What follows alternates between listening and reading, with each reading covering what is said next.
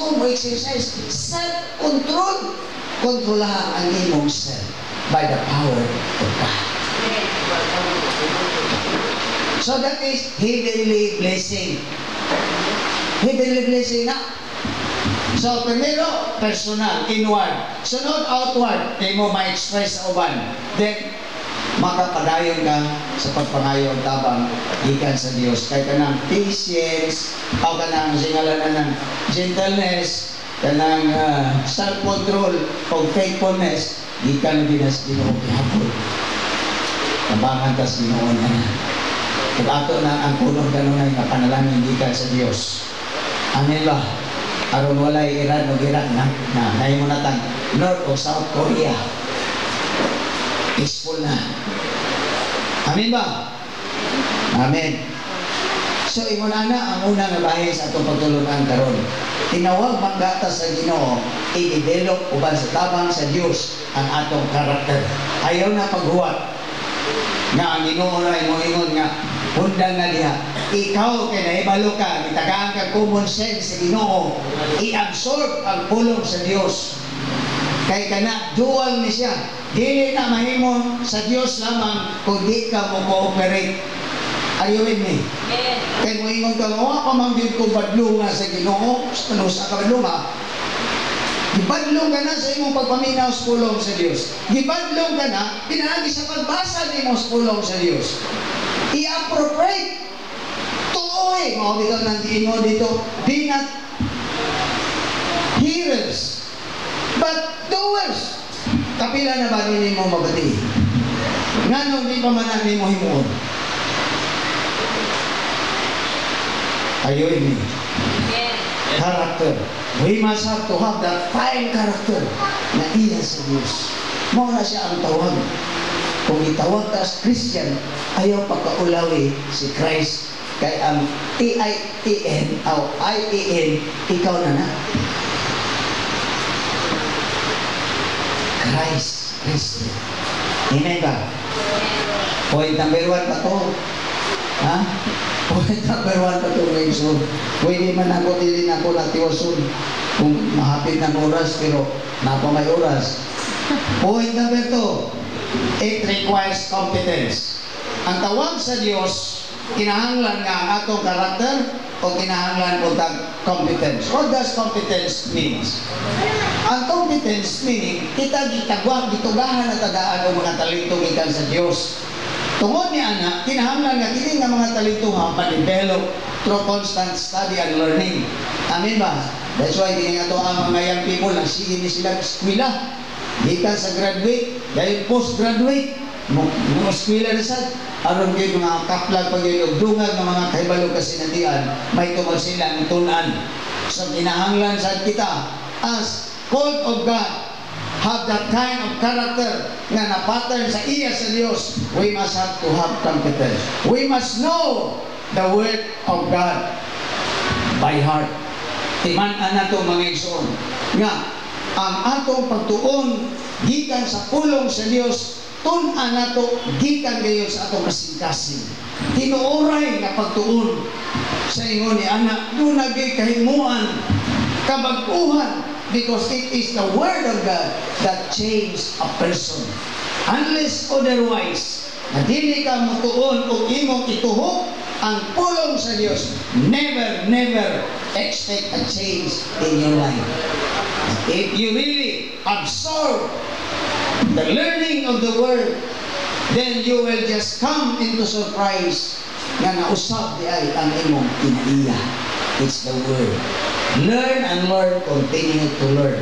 Si Maxwell nag-ingon, if you stop learning, you start dying. That's why we do not want to die. We want to live. So let's continue to learn from the Word of God. Are you with me? Yes. Amen. Hallelujah. Di natakaroon niyo na huwag-huwapon pa na ito atong mga membro karon. Hinahanglan na yun, ato na gini silang masagton sa kamatuoran. Kaya we wanted really that our congregation will be blessed of God because they are not only hearers but doers of the Word of God. Amen ba? Amen. Amen. That's why we need to have Sunday school, attend ang Sunday school, linaw tas wali, sa ingon ni Ana, makakatuntan doon. God provides the gifts, the talents, the circumstances, and opportunities to harness His skills in order to be competent in doing our duty. This is doing the godly thing in a godly way in a layman's term. Amen ba? Kay daghan kaayo nga nangalagad nga wa magsubay sa kabubuton sa Dios, hantod nga kontrahon na tanan nga mga nangalagad sa Dios. Kay naa kanunay nagpamili ng kasina-kasilag sila mga kasing-kasing. Imbis magpadayon ang buluhaton ni honong o kaha na hinay, na hinder.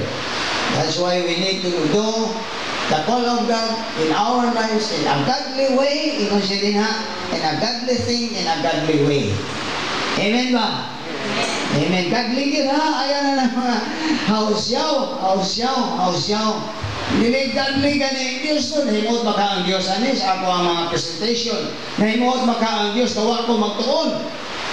That's why you need to study. Aron na mahimot ang Diyos. Godly way and godly things. Amen ba? Amen. Hallelujah. Competence equals excellence sa layman's way. So, competence, ingon siya din ha, equals excellent. So, later on, if you continue learning the specific skills that you have, you are gifted of God like teaching. Si Lucero, teacher na, baro na siya dito, English na yun. Kinanglan, i-develop na. Kinanglan magbasa o mga English writing, libro, aron ang imong twisting sa imong tongue. Aron pag-pronounce nimo sa word, di ba? Then, it will result to excellence. Di ba? Itahanglan na tayo kita mga malamposo na yun, na maantigo na yun. Kaya naaman tayo kabana sa ato ang pagkabalo sa angay na ito, angay mo sa ministry. Number 3, okay, the call requires commitment. Kaya na ito siguro nila yun. Kung ikaw isip tinawag sa Diyos, ipalo na din nga dapat, you need to have not only character, not only competence, but you need commitment. Can you say amen? Kanang word commitment, mga igsoon, na mag-iwan na gani ka na, gikan karon, ang akong kinabuhi Ginoo, imo na. Kung ikaw usad karon, ako na. So nanugyan na kasi imong kinabuhi diya, iya na, o siya, imo na. So, nag-commit na ka nga ang imo kinabuhi dili na imo kundi iyan na sa Dios. Can you say amen? Amen. O niya ang Dios kita natong imong pagpanugyan, imo na siya giangkon nga imo na siya gi-commit na sa Dios ang iyang kaugalingon ngadto kanimo, so imo tipigan kana nga mga commitment nga inyong gihimo. Commitment. Rain or shine. Unsa may mga obligation nimo sa uban, priority nimo sa ministry nga asa ka gipaluna sa Dios, asa ka gitawag sa Dios. Can you say amen? So tulo, ingon sa character, competent, and commitment. Balik ta dito sa isa kasi. Kana ko sa kasi, masama na isa kasi, paminaw mo. Masama na isa kasi. Ang tulo kasi nga akong diskutadaan is character, competent, commitment. O sa man, doon na ba isa kasi? O sa man? Katong una nga diskutan ako ay call to duty. A call of duty. Ang usa kasi is call. Call. Kay kitawag man ta, hallelujah. Ako nang gitanaw sa dictionary, unsay meaning anang call. Naman na sa inyo ang mga cellphone. C-A-L-L. Ang meaning niya ang word. Tawag nga kusog. Imagine. God calls us of duty. Doon ay trabaho.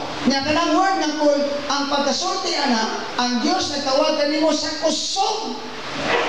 Nakadungog ka wala? Maunang nakadungog ka kay gikusgan. Ang tawag sa Diyos, imo kinabuhi, kitawag dito sa Diyos. Dili na gihungong. Wala niya gi-whisper. He calls that a loud voice coming out from His mouth, calling you as a servant of God.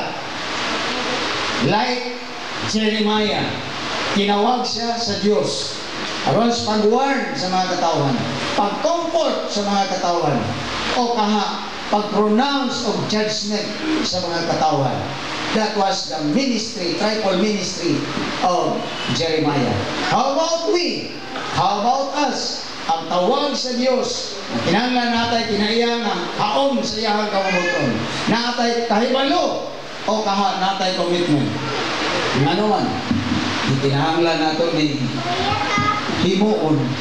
Kay ang iyang pagtawag ka nato, gitawag kita niya nga wa ta humhungi. Gitawag ka niya sa loud voice nga ikaw nakabati niini. Unya sa imong pagkabati, ni-respond ka. Here am I, Lord, use me. Ingana na sama ni Isaiah, Propeta Isaiah. So sa atong pagtawag ko, sa atong pag-respond, nili ni si Aw. Nga naaranda nini, ganahan mo saka nini, musaka.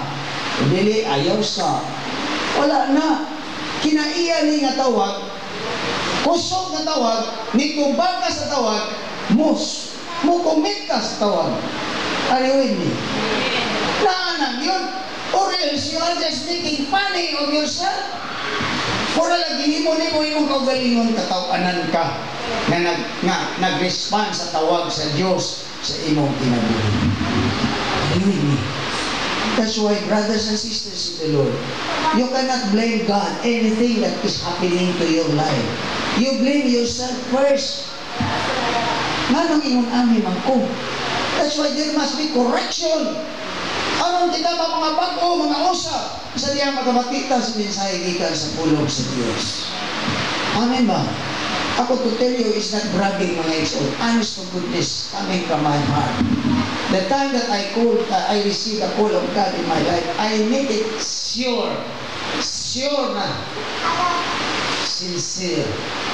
Huwag tinuntan nga, gibilin pa para gasto. I commit my life and I know. Then I committed my life. Nothing to worry. Amen? Do you want to experience that? Here is some challenge for you. Do we submit to God in area of our character building? Submit ba ta? Number 2, do you know the gifts and talents God gave you? Are you determined to develop them? Number 3, do you maintain focus and disciplined life? My brothers and sisters, a life that is disciplined, sama sa mga military, disiplinado na sila. Walay aol, kaya kung ma-absent ka without leave, aol, terminate ka. Or punish ka, squat ka, suspended ka. Abot din sa ato sa ang aol, absent without leave, wala lang. Nothing happened. But mind you, your commitment that is committed to the Lord and God, then you are answerable to that. But sometimes, you know, sama kang Jeremiah, mo yung siya, bata pa ko, Ginoo, dili ko mahimo. But mind you, I will tell you,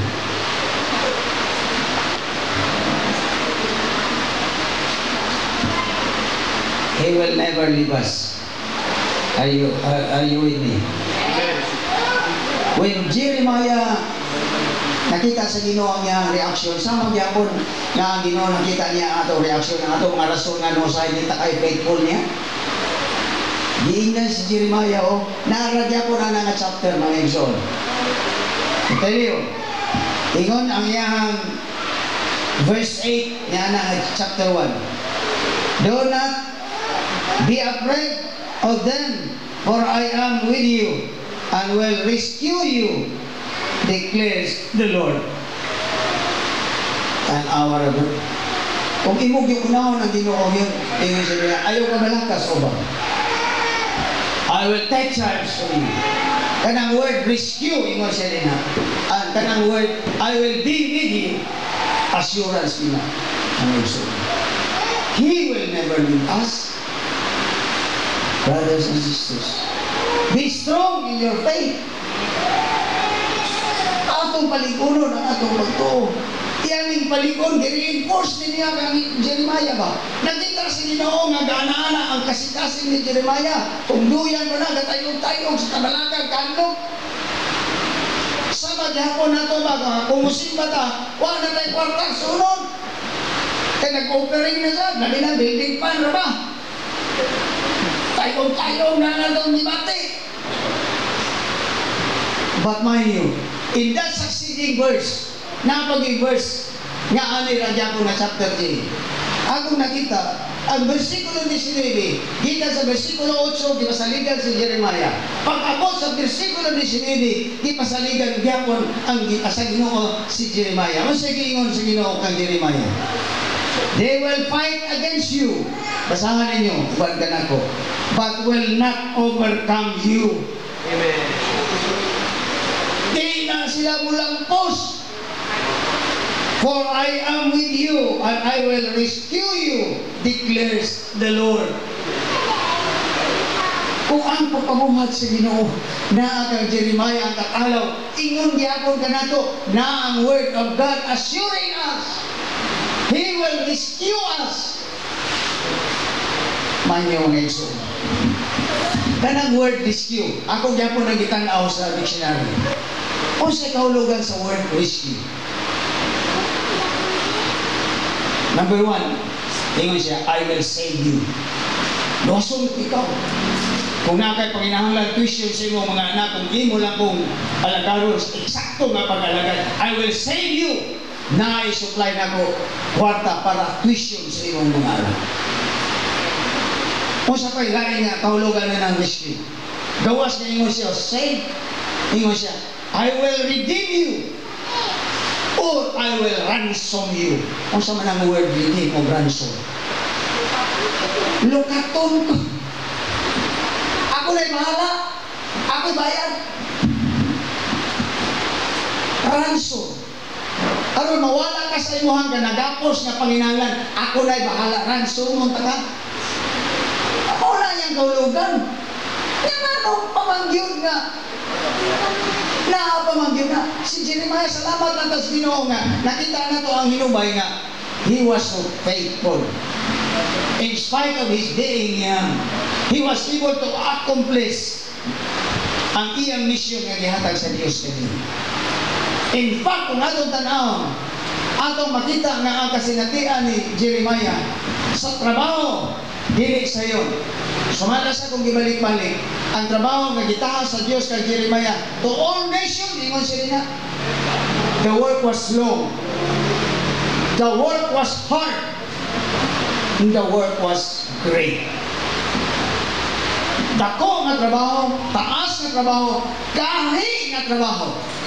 Dili lalim. But kita na to sa katapusan, nagmalampuson si Jeremiah. Tungod sa assurance, nagihatag sa Diyos kanila. Kung awayon kanila, yun sila na. They will not overcome you. Wow! Good kayo din sa sa Ginoo. Nakamay dagang mga away sa ato, tinuod sa ato pagpagalaga. Pero natin assurance, God will have assured us that they will not overcome us. At mo sila na, I will be with you. I will rescue you. Oh, grabe kayo. Huli nga, may nung din mo tuong bitas pulong sa Ginoo, ano mo dasig ka, mulikon ta sa itong pagsalik, nga, dili na mo ingon nga, maura man gihapon. Gano man? Why? Pag-uswag. Ayaw basula ang Ginoo. Basula mo gawin. You are not faithful with God. Because God assured us already. Ingon siya na, if they will fight against you, they will not overcome you. Why? Because I will be with you. Why? I will not leave you. Kung ano ito, Moiso? Amen! Sumoto mga igsoon nga, ako ginawang nasigong yun. Kung suwayin na yun, suwayin yun.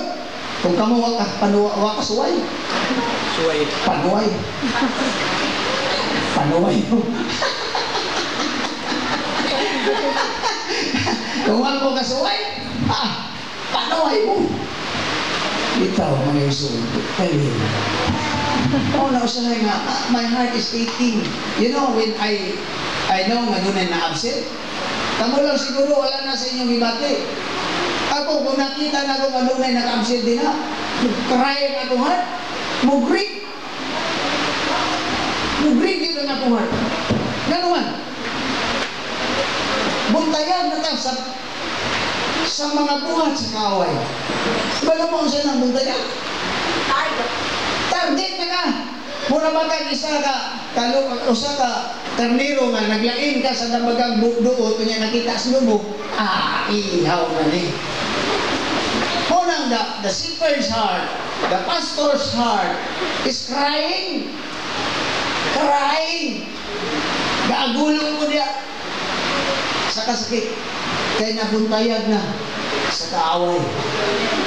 But you know, in spite of I keep praying, interceding with you all. Nagsige niya akong kakampo. And I know, dako yun ang kaimungan sa mga pagampo. O sa mga isun, himuon na ito nga, committed na kita diya sa atong pagpangalagad sa inyo. Sabi na karon, we are having that project. If you do not have that commitment, isa pa may gamiton sa Ginoo. Musugot ang nanguban mo ay gamiton sa Ginoo, makita dili na inong gamiton. Ato naman yung tang opportunity nga gamiton ta sa Ginoo kay naamay ang ipahalo na din sa ato. So ato ginapaymuslan mo sila. And I know, in due time, sumala sa inyo kaganiyang mga pagtulunan ba sa Discord. Well done, thou good and faithful servant. So dahil mga kahulugan na well done, ang pagbuhat sa Ginoo sa mga pinabuhi, natapos na. Natapos na, well done. May na lang, ito na mo ingon nga, di ko ana, maglingo-lingo. Yan naman, medium rare. Nakasama na medium rare. Ikaw si, kabalo na ka na medium rare. Ha? Search na po sa Google. Oo, kanang medium rare, kanang dugo-dugo pa. Manang wala pa kayo maluto. Kanang well done, mo na siya nga, maayong pagkasugba. Kanang tibon stick, diba? Maayong pagkaluto. Labi ka ng stick ba? Nakagaw na mo, stick? Ha? Oh. Chopstick. Pag-ingon nila, well done, na pagkabuhat siya stick. Kabalo na si Nancy, anak eh. Pirmi na siya dito. Pag-ingon nila, well done, maayo gina, labi ka na kaunon. Pero kanang medium rare, ganapo yung mga tao, ganahan mo kaunon, ganang naidugo-dugo pa. Huwag pa kayo maluto. Ha? Medium rare. Ngayon ka na, lami-malami man ang dugo pa. Kung na ako i-order, medium rare. Ay kaya nang well done. Paano mo? Ha? Nagkakataon na mo ang medium rare o well done? Ha? So ganun na, ang inyong well done, di ayaw na mo buhat sa Ginoo. Diba? So kung kayo ayaw na mo buhat sa Ginoo, makasulod na tauban sa iyahang kalipay. Enter down into the joy of the Lord. Hallelujah. Kalipay sa Diyos. Imo na natin ambit na ka sa kalipay. Pwede sa, kung ato sa istorya, nga ganagon, dual maguling ang atong pagpangalaga. It's not only the hands of God working in us, but it is as well as our hands, our lives is committed to Him. Kung ingo siya well done, so nakahimo ka sa angay ni mong ipabuhat sa Diyos. Sama kang Jeremiah. Kaya assure man si Jeremiah nga kung ikaw awayon, di na sila ka-overtake ni mo.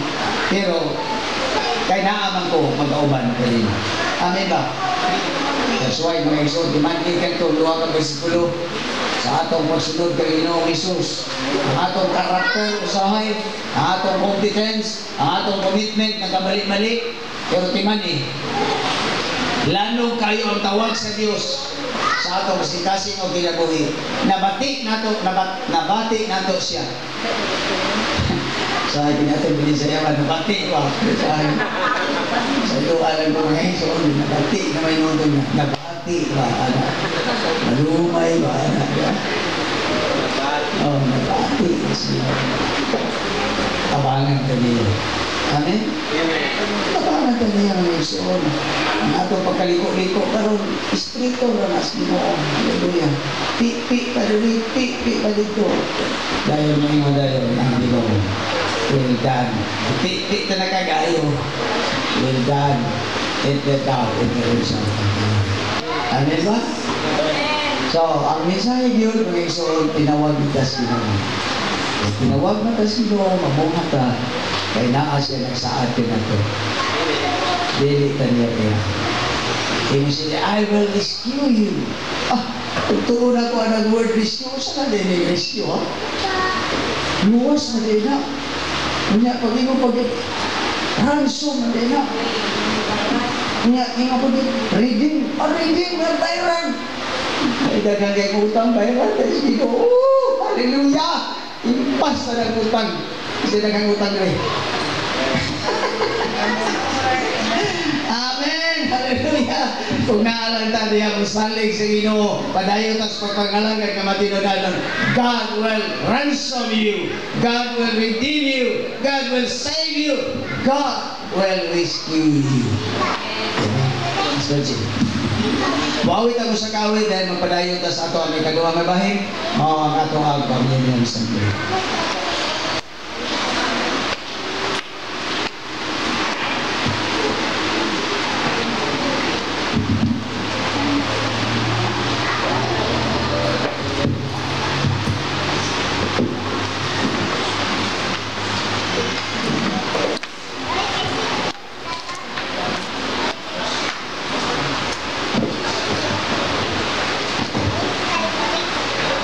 G.